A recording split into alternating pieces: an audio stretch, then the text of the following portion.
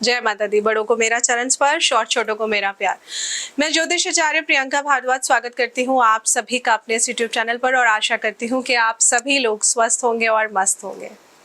अधिक मास चल रहा है और फिर सावन की शुरुआत हो जाएगी और मुझे पूरा विश्वास है कि मेरे साथ साथ आप भी भोले भंडारी को बहुत ही मना रहे होंगे, पूरे दिल से भोलेनाथ का पूजन कर रहे होंगे। लेकिन फिर से क्योंकि अधिक मास खत्म होते ही सावन शुरू हो जाएगा, तो फिर से याद दिलाने आ गई हूँ आप लोगों को कि सावन में शिवलिंग पर ऐसी 6 चीजें हैं जो आपको गलती से भी नहीं चढ़ानी चाहिए, क्योंकि अगर आप उन चीजों को चढ़ा देते हैं तो ऐसा करने से आपको पुण्य नहीं पाप की प्राप्ति होती है। और अगर आप ऐसा करते हैं, ये 6 चीजें चढ़ाते हैं, तो आपको पूजा का पूर्ण फल नहीं मिलता है। तो सबसे पहले वो कौन सी चीज है जो आपको भोलेनाथ के ऊपर अर्पण नहीं करनी चाहिए?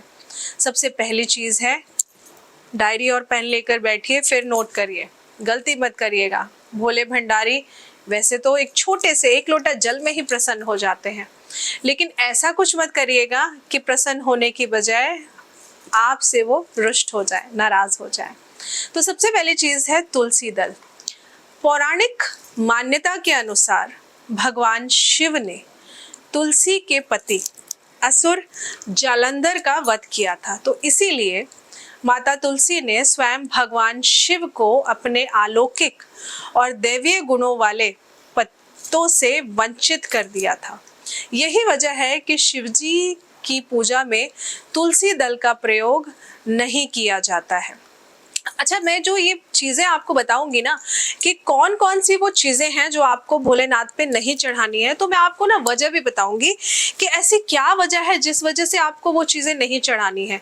क्योंकि मेरी एस्ट्रो एडवाइस फैमिली के पास जानकारी पूरी होनी चाहिए, आधी नहीं होनी चाहिए, ताकि कल को अगर आप किसी को मना करें कि ये चीज नहीं अर्पण करनी है, तो आप उसकी वजह उसे समझा सके। तो इसलिए ध्यान से सुनिएगा और ज्यादा से ज्यादा इस वीडियो को शेयर जरूर करिएगा, क्योंकि ऐसी जानकारी जिससे किसी का लाभ हो, आप जितनी शेयर करेंगे उसका पुण्य आपको भी मिलेगा। इसके अलावा दूसरी चीज है केतकी के फूल।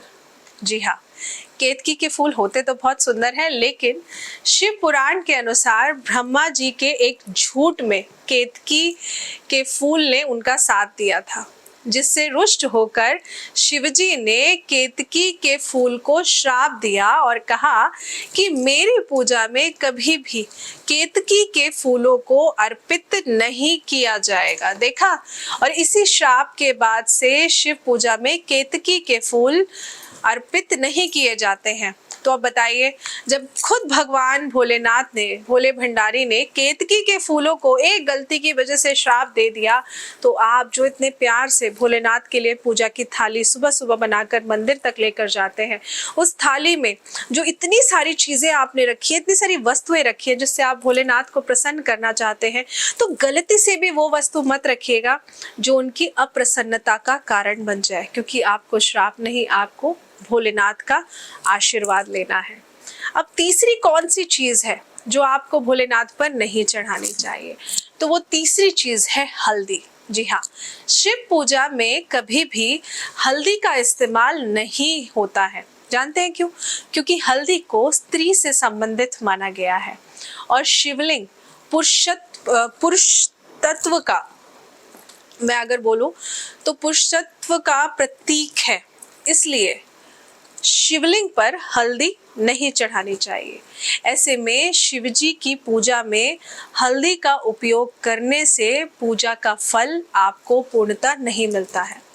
इसके अलावा भोलेनाथ पर टूटे हुए चावल, टूटे हुए अक्षत, इनको भी नहीं चढ़ाना चाहिए, क्योंकि टूटा हुआ चावल अपूर्ण माना जाता है। हम बोलते हैं ना अक्षत, अक्षत मतलब जो कभी खत्म ना हो, जिसका कभी क्षय ना हो, है ना, अक्षत जो कभी खत्म ना हो, पूर्ण। लेकिन जो टूटे हुए अक्षत होते हैं, टूटे हुए चावल होते हैं ना, वो पूर्ण नहीं, वो अपूर्ण होते हैं और वो अशुद्ध माने गए हैं। तो इसलिए कभी भी टूटे हुए चावलों को भोलेनाथ पर अर्पण नहीं करना चाहिए। इसीलिए शिव पूजा में इसे बिल्कुल भी, शिव पूजन में इसका इस्तेमाल नहीं किया जाता है। इससे पूजा का पूर्ण फल नहीं मिलता है, इसलिए इस बात का ध्यान रखिए। इसके अलावा शिव पूजन में कुमकुम या सिंदूर सुहागिन महिलाएं पति की लंबी और स्वस्थ जीवन की कामना के लिए अपने मांग में सिंदूर लगाती हैं।